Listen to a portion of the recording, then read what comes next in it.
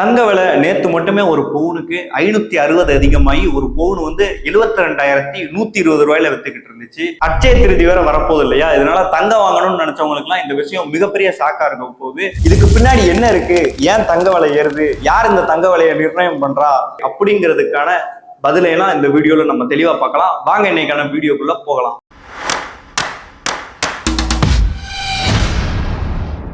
உலகத்துல நடக்கக்கூடிய ஒரு சில விஷயங்கள் தான் இந்த தங்க விலையை வந்து நிர்ணயம் பண்ணும். குறிப்பா சொல்லணும்னா இப்ப ட்ரம்ப்புக்கும் சீனாக்கும் நடுவுல ஒரு மிகப்பெரிய பொருளாதார வார் போய்கிட்டு இருக்கு இல்லையா?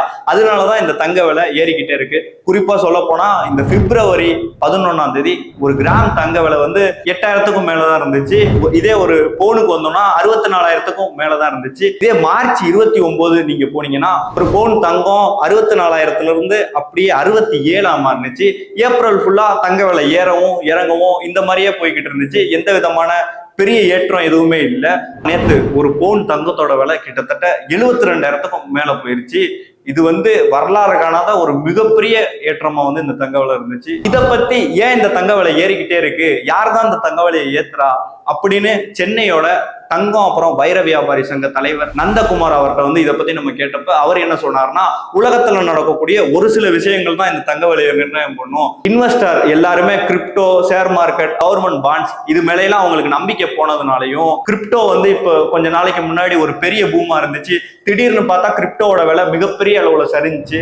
அதனால மக்கள்லாம் தங்களுடைய இன்வெஸ்ட்மெண்ட் சேஃபா இருக்கணும், அவங்க இன்வெஸ்ட்மெண்ட் பண்ற பணம் கரெக்டா நாளைக்கு ரிட்டர்ன் தரணும் அப்படிங்கிறதுனால தங்கத்து மேல அதிகமான அளவு இன்வெஸ்ட் பண்றதுனாலதான் இந்த தங்க விலை ஏறிக்கிட்டே இருக்கு.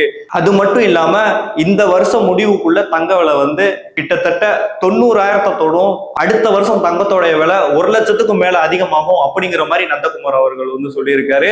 இப்போ வந்து நம்ம விஷயத்துக்கு வரலாம். அட்சய திருதி வேற வரப்போறது இல்லையா? இப்போ வந்து வீட்டுல வந்து கண்டிப்பா ஒரு குண்டுமணி தங்கமாச்சு வாங்கணும்னு சொல்லுவாங்க.